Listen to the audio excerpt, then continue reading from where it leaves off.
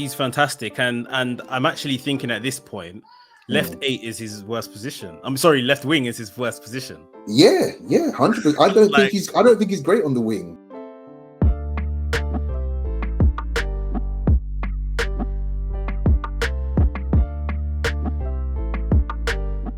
You know, someone that we bought in the middle of last season in Leandro Trossard. This was a mist, you know, us about to spend 85 million on a Ukrainian unknown in Mudryk. A couple of sprints in the Champions League and everyone was ready to drop their pants for him. Like, all of a sudden, yeah, mate, let's be honest, call a spade. And all of a sudden, you know, we found ourselves not wanting to go to that level, maybe with one eye on what we wanted to do with Declan Rice in the summer. And we done what Arsenal do best, or what Wenger, like we're saying, is known for. We scraped, and we found someone else that, you know, was even operating within the Premier League, 20 to 27 million, something like that. You know, Leandro Trossard came in and he's been an absolute revelation. And we've been watching him over pre-season and he has operated in a number of places in pre-season. More so, that's interested me is his roles in midfield as the left 8, which we've seen him do a couple of times in pre-season.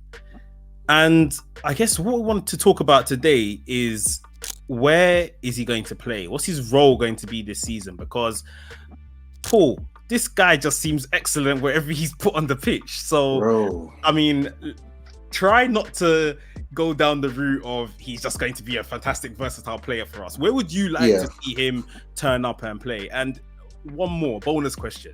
Should he be in the starting 11? I'm going to do this backwards. If the Premier League was starting tomorrow, I think he deserves a starting berth based on his pre-season. I think he deserves a starting berth, and I think I would put him left 8. I will say that now because to go back now to say where I think he will play, I think I'm going to say the versatile thing quickly. I think his versatility allows him to operate in the 9, the left 8, and left wing. But I personally would have him in left 8. And why I would say that is because, barring injuries and stuff like that, when he plays left attack, he's not the same attacker like Martinelli. He hasn't got the pace per se. He's not stretching the opposition team or anything like that. And you might find him on the touchline, but really you see him about 10, 15 yards inside, and he's already kind of almost on top of the left 8 sometimes. You know, he'll normally, even if he goes touchline, it's like bounce pass and he's running interior all the time. His pre-season goal against Barcelona, he was literally at the top of the D. You know, even against Nuremberg, I saw him operating again in that left 8 role. I think that's where he operates the best. And I think it's just going to be a game state thing. When we've got a team who wants to play football, he's great for, you know, occupying the space in between the midfield and the defense. And even in games where there's a deep block, he can pick a pass, he can jink past 1 or 2 guys. I mean, I think that would be the best role for him. I know I spoke earlier about him giving me Santi Cazorla vibes, you know, because he's not the kind of player who needs to always put it onto his right. Was it the second? No, what's that goal against? That goal was against MLS All-Stars, I think. I think the goal he scored against Barcelona, he's kind of got the ball, the knockdown, and he's done one step over, then left foot bang. You know what I mean? He's ambidextrous, left foot, right foot, you know, go either way, good short bursts of pace and stuff like that, quick off the mark. Yeah, I think he's one of the best bits of business we've done, you know, for an experienced player, and he's just come in and he's matched the level. And it's kind of those things where, not to obviously slight Brighton, but you can just tell that this was someone who was ready to go to the next level. You know what I mean? And he's as good as the people around him will allow him to be, you know. So yeah, I've been super impressed with him. I think left 8, barring injury, I think that's where I would stick him.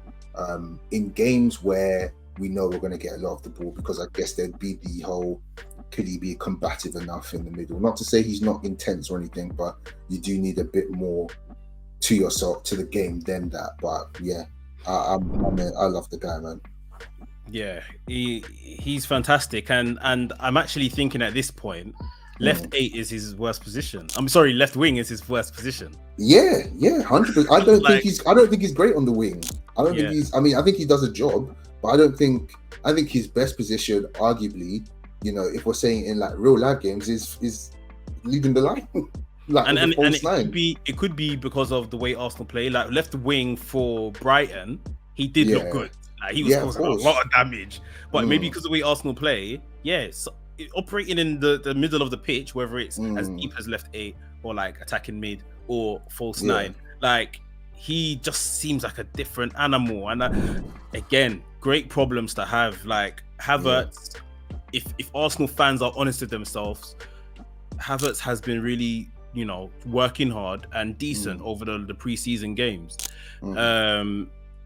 We saw Smith Rowe come on, and what I loved about Smith Rowe's cameo against Barcelona was he looked like, obviously he's been playing the European championships with England, and you know won that over the summer, and he came in looking like Smith Rowe.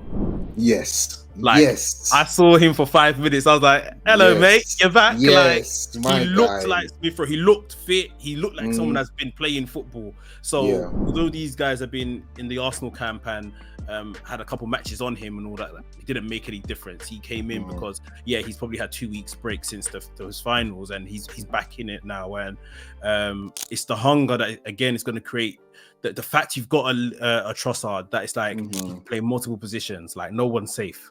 No one's safe in that team. Havertz that could possibly play multiple positions as well. Smith Rowe that can play multiple positions. Like everyone has to be on their A game, because there are so many men here like that can play in these positions, similar positions, that it's like, well, I can literally take you out, put this guy in. I'm not changing the system. The personnel has changed. Let's see if this guy can give us something different. I mean, for me, that's the thing that I'm really holding on to from this preseason, which I've really seen, is that like we haven't just got backups for the sake of backups. No disrespect to the Holdings and El Nenis of this world, but them man are backups for the sake of backups. You know what I mean? They're not coming in to challenge. They're there break in case of emergency.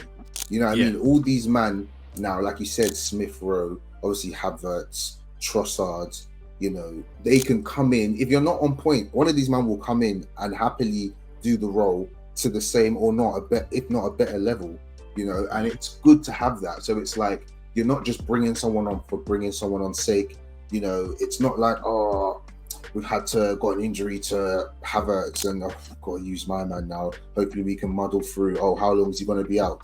Hey, take your time, come back strong and fit. You know what I mean? We've got guys who are in the wing who are of the level, who are ready. I loved his cameo, you know, bursting runs and all that stuff. I still think he needs to work on his defensive game, Smith Rowe, that is, in terms of it's different from when you're on the wing. Like, you know, when you're in midfield, you need to be winning the ball back and dropping in to fill gaps and stuff like that. But, you know, I think that's a learning curve and stuff. He looks in good shape. Not really feeling the hair, but he's in good shape. That's what matters. He dyed his hair or something? Yeah, like the bleach blonde type thing. I remember Ozil did that a couple of seasons ago. I was like, leave it out. But no, that's never here nor there. But yeah, I'm just happy with the shape of how it's looking and just how that role has changed now, where Xhaka has gone, you know, has left, and we've now been opened up to not maybe having this box-to-box role. Obviously, still helping out with the midfield and the combative side, but it becoming more of an attacking role, which just opens up us to more goals, to more attacking output. So hopefully that's the case, man. Yeah. For me with Trossard, it's an interesting one. I don't know whether it's as deep as left 8 or he plays like a 10 and maybe Odegaard plays a bit deeper. I guess, like you were saying, it's based on the case, it's based on the opponents, and you know, you kind of have to probably pick it from there. But man, this guy, man of the match against Barcelona, fantastic performance. Like, we've got Monaco now. If he does well against that, walks into the City game, does well there, like you're saying, like if the season was to start right now, how can you discount him with the performances he's been putting on? And it's a headache. It's a headache, and I'm happy I'm not the one picking the team. Well, I think it's good in the case again that even slightly talking about, right, like what I was saying about Partey earlier, that why not have these guys who are kind of more bedded in start the season for us while we get these guys up to speed? Not saying just like, you know, let them be coming off the bench and stuff, but have these guys who can give us that fluency early on, because we don't want to be saying we took 5 points from 5 games or 5 points from 4 games. You know what I mean? Like, we don't want to be in that case. We need to start strong, and then we can integrate these players when they've got enough. I know we all want to see our new shiny toys,